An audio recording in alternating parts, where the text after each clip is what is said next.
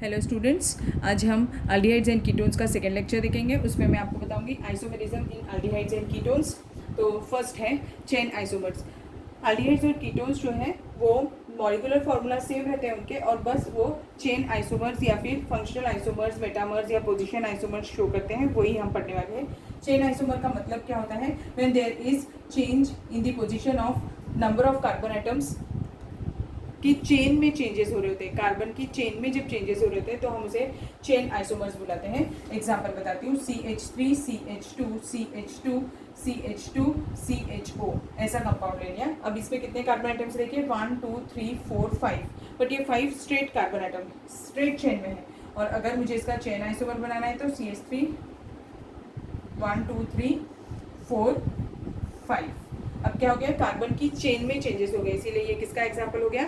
Chain isomers का example हो गया। एक और ये इसका नाम आपको लिखना आएगा ना, अभी मैंने नोमेनक्लेचर आपको पढ़ाया 1 2 3 4 5 कार्बन आइटम्स है, इसीलिए पेंटेनॉल है। और इसका नाम क्या हो जाएगा? It will be 1 2 3 Mithil butanol. अब एक एग्जांपल कीटोन का भी देख लेते हैं, CH3 CH2 CH2 CH2 CO CH3 ऐसा कंपाउंड है। तो ये क्या है? ये देखो, इसका नाम क्या हो जाएगा? ये मिथिल ग्रुप है, और ये वाला साइड कौन सा ग्रुप है? ब्यूटिल ग्रुप है। पर अगर हम इसका नाम लिखेंगे तो 1 2 3 4 5 6 हेक्सेन 2 ओन है ये। इसका आइसोमर कैसे बन सकता है? चेन आइसोमर CH3 CH, यहाँ पे CH3 लगा लेती हूँ, CH2 इस साइड 1 2 3 4 कार्बन आइटम्स थे, 1 2 3 4 कार्बन आइटम्स हो गए, CO CH3। ठीक है, तो अब इसका कंपाउंड का नाम क्या हो जाएगा? अब अगर इसका मुझे नाम लिखना है तो 1 2 3 फोर्थ कार्बन आइटम पे मिथिल ग्रुप लगा है, तो 4 मिथिल पेंटान 2 ओन, ये हो गया चेन आइसोमर। अब पोजीशन आइसोमर, पोजीशन आइसोमर में हम पोजीशन चेंज कर रहे होते हैं फंक्शनल ग्रुप की। एग्जाम्पल बताते हैं। एल्डिहाइड्स के केस में पोजीशन आइसोमर्स नहीं हो सकते क्योंकि वो हमेशा ही टर्मिनली प्लेस्ड होते हैं, सिर्फ कीटोन्स में ही पोजीशन आइसोमर्स रहेंगे। तो पोजीशन आइसोमर्स में example CH3 CH2 C double bond O CH2 CH3 ऐसा स्पीशीज बना दिया मैंने। अब इसका अगर पोजीशन, अभी यहाँ पर देखो थर्ड पोजीशन पे कीटोन ग्रुप है, तो हम इसका पोजीशन चेंज कर सकते हैं। तो वो पोजीशन आइसोमर हो जाएगा CH3 C double bond O CH2 CH2 CH3। अब क्या हो गया? सेकेंड पोजीशन पे हो गया। ये क्या है? पेंटान 3 ओन है, और ये क्या है? पेंटान 2 ओन है। तो ये क्या हो गए? Position isomers. Aldehydes can never show position isomers. ठीक है, ये चीज याद रखिएगा। अब नेक्स्ट है फंक्शनल आइसोमर्स। एल्डिहाइड्स और कीटोन्स जो होते हैं वो आपस में फंक्शनल आइसोमर्स शो करते हैं। वो फंक्शनल आइसोमर्स कैसे रहते हैं? देखिए, फंक्शनल आइसोमर्स यानी क्या, उसमें फंक्शनल ग्रुप चेंज हो जाता है जबकि number of carbon atoms same रहते हैं। एग्जाम्पल बताती हूँ, CH3 CH2 C double bond O CH3 ऐसा स्पीशीज है। ये क्या है? कीटोन है। तो वो वहाँ पर, अभी इसका मैं फंक्शनल आइसोमर बनाऊंगी तो क्या हो जाएगा? CH3 CH2 CH2 CHO। देखिए 4 कार्बन आइटम्स का कीटोन बनाया था, अब ये 4 कार्बन आइटम्स का एल्डिहाइड बना दिया। अगर आप इसका मॉलिक्यूलर फार्मूला चेक करेंगे तो सेम ही रहेगा दोनों का। देख सकते हैं आप, 4 कार्बन आइटम्स है, हाइड्रोजन भी, नंबर ऑफ हाइड्रोजन भी सेम है, और ऑक्सीजन 1 है। तो पोजीशन आइसोमर्स हो गए ये। ठीक, ऐसे ही हम दूसरे भी पोजीशन आइसोमर्स बना सकते हैं। अब इसके बाद में नेक्स्ट देखेंगे मेटामर्स। अब नेक्स्ट है मेटामेरिज्म। मेटामेरिज्म सिर्फ वही फंक्शनल आइसोमर्स शो कर सकते हैं जिनमें फंक्शनल ग्रुप जो है वो इन बिटवीन दी चेन आता है। जब वो चेन में बीच में रहता है तभी हम उसके मेटामर्स फॉर्म कर सकते हैं। इसीलिए एल्डिहाइड्स कभी भी मेटामर्स फॉर्म नहीं करते। तो कौन फॉर्म कर सकते हैं? कीटोन्स। देखिए एग्जांपल बताती हूँ, हमने पढ़ चुके हैं ये मेटामेरिज्म। ईथर्स में मैंने आपको पढ़ाया था मेटामेरिज्म क्या होता है। ये स्पेशल टाइप के पोजीशन आइसोमर्स होते हैं, और इसमें हमें number of carbon atoms changes across the functional group. पर कंडीशन क्या है कि फंक्शनल ग्रुप जो है वो इन बिटवीन आना ही चाहिए चेन में, तभी हम मेटामेरिज्म ऑब्जर्व कर सकते हैं। CH3 CO CH2 CH2 CH3। अब देखो ये बीच में है, तो अभी इसके इस साइड पर 1 कार्बन आइटम है और इस साइड पर 3 कार्बन आइटम है, तो इसका मेटामर कैसे बन जाएगा? CH3 CH2 CO CH2 CH3। अब क्या हो गया? इस साइड पर 2 कार्बन आइटम है और इस साइड पर भी 2 कार्बन आइटम है, तो ये क्या हो गए? इसके मेटामर्स हो गए। समझे बेटे? आपको बहुत इजी है, मेटामेरिज्म नहीं लिखा था मैंने। ठीक, तो ऐसे ही हम और भी बना सकते हैं मेटामर्स। अब एग्जाम्पल्स आप खुद ट्राई करिएगा, आपको आ जाएंगे। अब इसके बाद में मैं आपको नेक्स्ट चीज़ जो पढ़ाऊंगी वो है physical properties of aldehydes and ketones. So let's start with the physical properties of aldehydes and ketones. First property is state. State जो होती है इसमें पूरी aldehyde और ketone family में only formaldehyde is gaseous in state. सिर्फ formaldehyde है जो gaseous state में होता है, बाकी इससे नेक्स्ट मेंबर्स जो होते हैं वो सारे के सारे लिक्विड स्टेट में होते हैं up to 11 carbon atoms. C11 तक कौन से हैं, C2 से लेके C11 तक वो एल्डिहाइड हो या फिर कीटोन हो, वो कौन से स्टेट में होते हैं, लिक्विड स्टेट में रहते हैं। और above then they may be solid, above 11 carbon atoms they are solid in state. After C12 onwards वो कौन से स्टेट में होते हैं, सॉलिड स्टेट में होते हैं। ठीक, अब सेकेंड प्रॉपर्टी है melting and boiling point.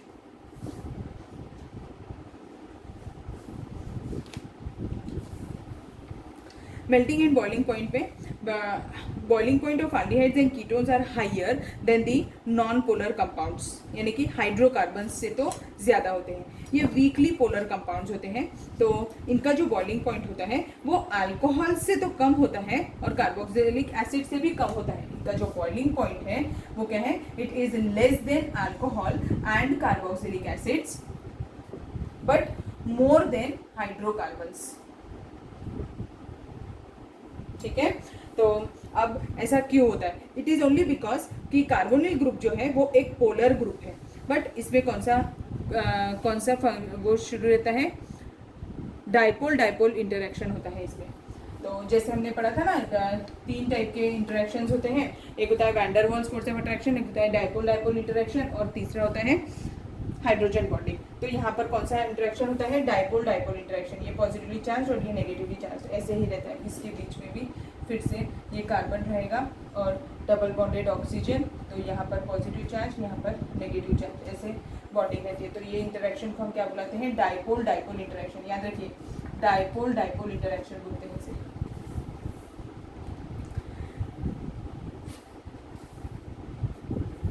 But dipole dipole interaction जो होता है it is weaker than hydrogen bonding but stronger than van der Waals force. इसीलिए जो इनका बॉइलिंग पॉइंट है वो ऐसे ही कंपेयर कर रहे हैं हम, अल्कोहल्स और कार्बोक्सिलिक एसिड से कम और हाइड्रोकार्बन से ज़्यादा।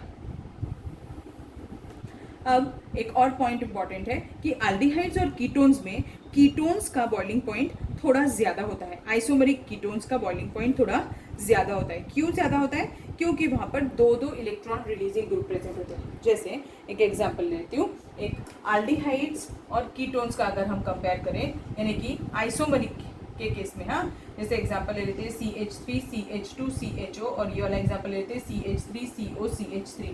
तो इस ग्रुप में और इस ग्रुप में इसका बॉइलिंग पॉइंट ज़्यादा रहेगा, इसका बॉइलिंग पॉइंट ज़्यादा होगा और इसका बॉइलिंग पॉइंट कम होगा। ऐसा क्यों, क्योंकि देखो C डबल बॉन्ड O है और यहाँ पर CH3 ग्रुप है और यहाँ पर भी CH3 ग्रुप है, दोनों ग्रुप इलेक्ट्रॉन गिविंग ग्रुप है, इसीलिए यहाँ पर पोलैरिटी ज़्यादा डेवलप होती है एज कम्पेयर टू एल्डिहाइड। इस केस में क्या होने वाला है, ये डबल बॉन्ड O है और यहाँ पर एक साइड पर तो 2 कार्बन एटम ग्रुप रहेगा और एक साइड पे हाइड्रोजन, मीन्स एक ही साइड से इलेक्ट्रॉन गिविंग ग्रुप प्रेजेंट है, इसीलिए उसकी पोलैरिटी कम होती है।